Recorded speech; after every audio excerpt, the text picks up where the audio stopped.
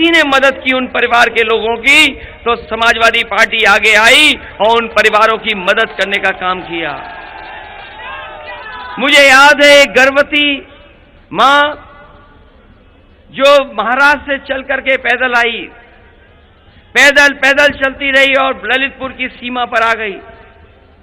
उसके बेटी पैदा हुई, 3 घंटे उसने इंतजार किया और उसके बाद वो फिर पैदल अपने घर पहुंच गई।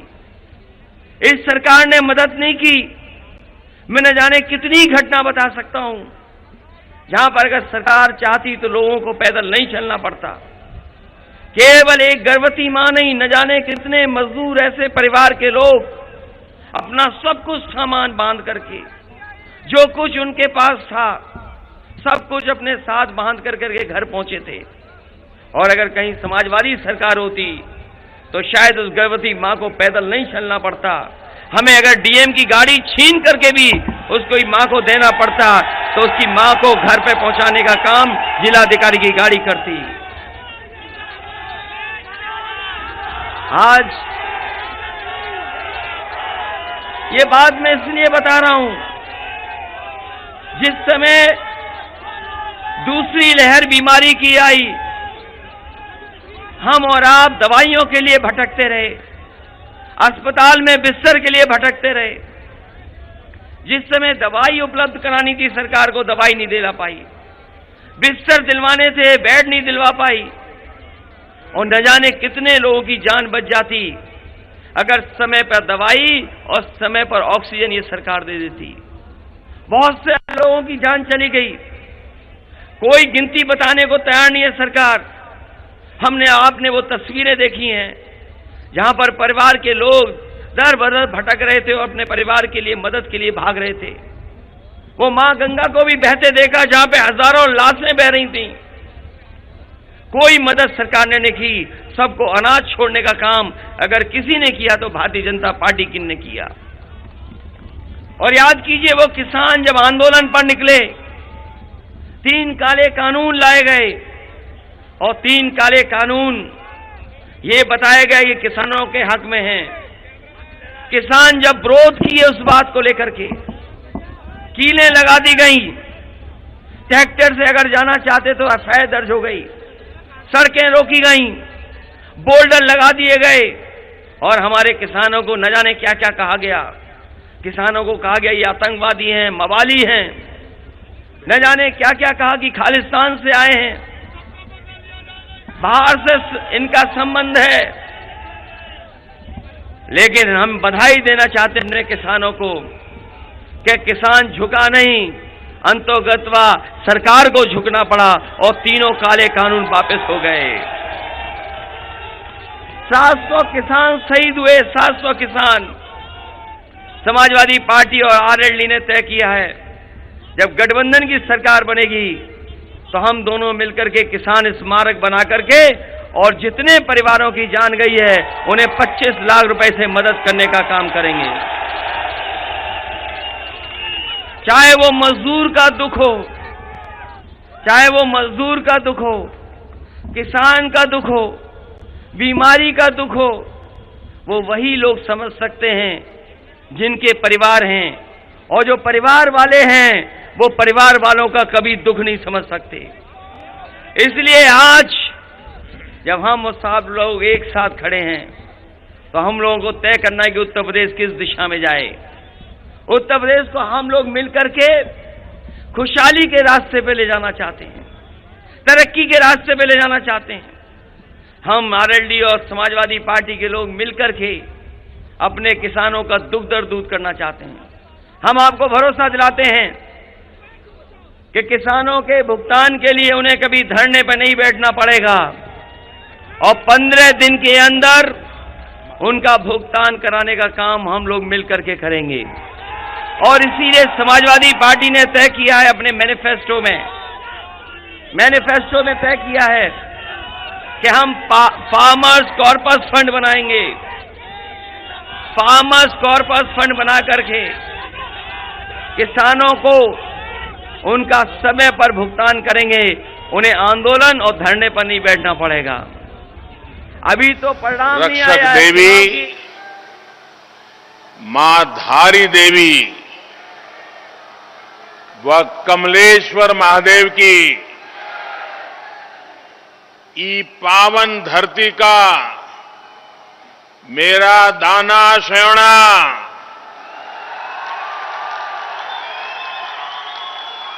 दीदी भूलिया भूला भौजियो थे मारू सिमान्या मारू प्रणाम।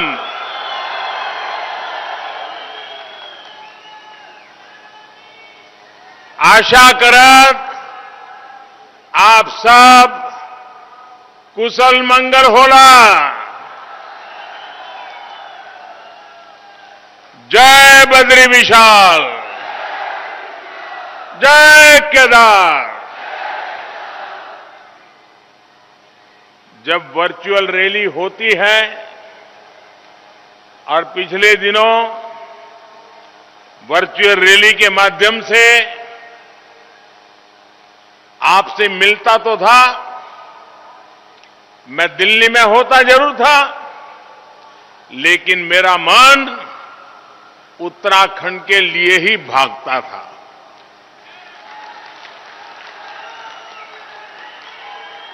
जब मनोरथ सच्चा हो तो बाबा केदारनाथ और बद्रीनाथ जी की सच्ची इच्छा को पूरी कर ही देते हैं। और उनके आशीर्वाद से इलेक्शन कमीशन ने भी और मौसम ने भी मुझे आपके बीच आने का सौभाग्य दिया, आपके दर्शन करने का सौभाग्य दिया। उत्तराखंड का हर नागरिक जानता है मेरा इस देवभूमि से नाता क्या है। उत्तराखंड का हर नागरिक जानता है कि इस देवभूमि से मेरा लगाव कितना है। कोई कल्पना कर सकता है कि 2019 में चुनाव का आखिरी दौर चल रहा था, मैं खुद जिस काशी के चुनाव लड़ रहा था वहां पर मतदान होना था, लेकिन मेरा मन कर गया इस देवभूमि की माटी को माथे चढ़ाने का। यहां तो चुनाव हो गया था, यहां मतदान बाकी नहीं था, काशी में मतदान बाकी था, लेकिन बाबा केदार ने मुझे पुकारा और मैं फिर यहां चला आया था। चुनाव के मैदान में भी और खुद का चुनाव होने के बावजूद भी मैं यहां आपके बीच चला आया था, कारण ये देवभूमि के प्रति मेरी भक्ति, ये देवभूमि के प्रति मेरा लगाव, और ये देवभूमि है, वीर भूमि भी है। यहां से सदा सर्वदा एक ऊर्जा मिलती है, प्रेरणा मिलती है। भाइयों बहनों, मां गंगा, गढ़वाल की वीरांगना रानी कर्णावती, चौथकोट की तीलू रौतेली, सुमाड़ी के पंध्या दादा, मलेथा के माधोसी भंडारी, ऐसे अनेक व्यक्तियों से प्रेरणा पाने वाली इस धरती को, यहां के लोगों को भी मैं आदरपूर्वक प्रणाम करता हूं। भाइयों और बहनों, कल ही उत्तराखंड भारतीय जनता पार्टी ने अपना संकल्प पत्र जारी किया है। ये संकल्प पत्र इस दशक को उत्तराखंड का दशक बनाने में बहुत बड़ी भूमिका निभाएगा। इसमें उत्तराखंड के विकास के लिए यहां के युवाओं, महिलाओं, किसानों, सभी के लिए नए संकल्प लिए गए हैं। इसमें गरीब बहनों को ताकत देने का समाधान है। इसमें जिला मेडिकल कॉलेज या उसके जैसी सुविधा देने का संकल्प है, इरादा है। कृषि भूमि सर्वेक्षण और बीमा में नई ड्रोन नीति लागू करके यहां के किसानों को बेहतर सुविधा मिलेगी। मल्टी मॉडल लॉजिस्टिक पार्क और मल्टी मॉडल कार्गो टर्मिनल से उत्तराखंड में नए उद्योगों के लिए रोजगार के हजारों नए अवसरों को रास्ते खोलने का इरादा भारतीय जनता पार्टी ने संकल्प लेकर के व्यक्त किया है। उत्तराखंड की धरोहर को बचाने और यहां हेरिटेज टूरिज्म को गांव-गांव पहुंचाने पर भी जोर है। मैं धामी जी और उत्तराखंड भाजपा की पूरी टीम को बहुत बहुत शुभकामनाएं देता हूं। साथियों, उत्तराखंड के लोगों ने हमेशा सजग प्रहरी की तरह देश की रक्षा की है। आज पौड़ी गढ़वाल के ऐसे ही वीर सपूत जनरल बिपिन रावत जी की स्मृतियां मुझे भावुक कर रही है। उन्होंने देश को दिखाया कि उत्तराखंड के लोगों के पास न केवल पहाड़ जैसा साहस होता है, बल्कि हिमालय जैसी ऊंची सोच भी होती है।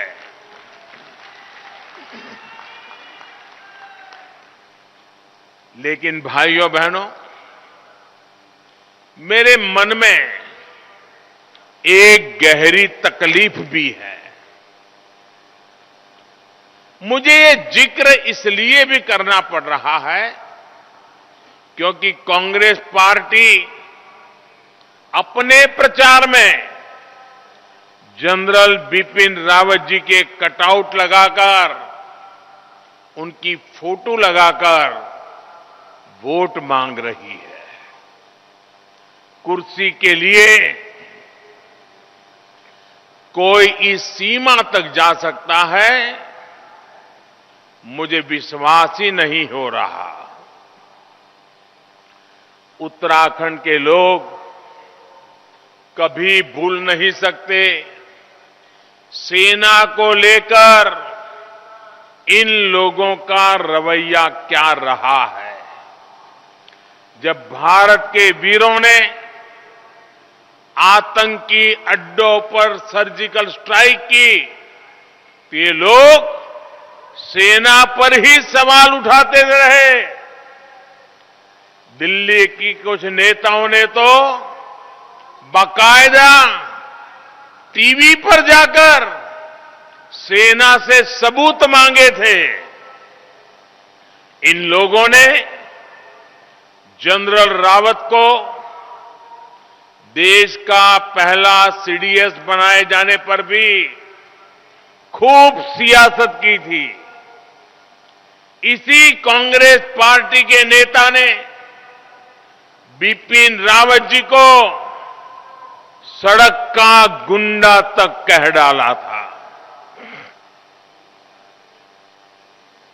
ये है देश के सैनिकों के लिए इन लोगों की नफरत। आज अगर वोट के लिए ये लोग जनरल रावत का सियासी इस्तेमाल करना चाह रहे हैं तो उन्हें जवाब देने की जिम्मेदारी उत्तराखंड के लोगों की है। जवाब देंगे ना? जवाब देंगे ना? करारा जवाब देंगे ना? आगे से ऐसी गलती न करें, ऐसा करेंगे ना? भाइयों बहनों, जिनकी सोच केवल सत्ता के सुख तक सीमित हो, वो बलिदान और देश सेवा का मूल्य नहीं समझते। इतने सालों तक ये सत्ता में थे, लेकिन वन रैंक वन पेंशन को लेकर झूठ बोलते रहे, आंख में धूल झोंकते रहे। ये हमारी ही सरकार है जिसने वन रैंक वन पेंशन की व्यवस्था लागू की।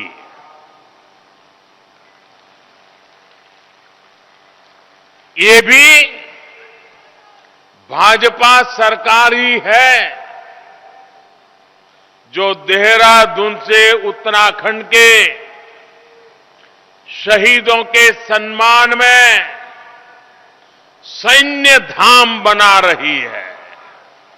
और मैंने एक बार कहा था, उत्तराखंड यानी 4 धाम, ये इतना ही सोच काफी नहीं है। उत्तराखंड में 4 धाम तो सदियों से है ही है, हमारी प्रेरणा भी है, लेकिन उत्तराखंड में एक 5वां धाम है, सैन्य धाम, वीर सपूतों का धाम, वीर माताओं का धाम। उत्तराखंड का ये गौरव उन लोगों की समझ में नहीं आएगा जो देश की सेना और शहीदों का मजाक उड़ाते हैं। साथियों, जब अलग उत्तराखंड राज्य बना था, अटल बिहारी वाजपेयी ने आपके सपनों को साकार करने के लिए बड़ा महत्वपूर्ण निर्णय किया था। तो ये संकल्प उत्तराखंड के लोगों ने और भाजपा ने मिलकर पूरा किया था। उत्तराखंड के स्वर्णिम भविष्य के लिए सपने भी हमने मिलकर देखे थे। उत्तराखंड में आधुनिक इंफ्रास्ट्रक्चर हो, अच्छी सड़कें हो, शिक्षा स्वास्थ्य की आधुनिक सुविधाएं हो, आपका जीवन आसान बने, युवाओं का भविष्य बेहतर बने, ऐसे अनेक संकल्प हमने मिलकर लिए थे। लेकिन दुर्भाग्य से इस प्रदेश की कमान कई साल के लिए उनके हाथों में चली गई जिन्होंने हमेशा उत्तराखंड को अस्तित्व में आने से ही रोका था, इसका जन्म ही रोक दिया था। उन्होंने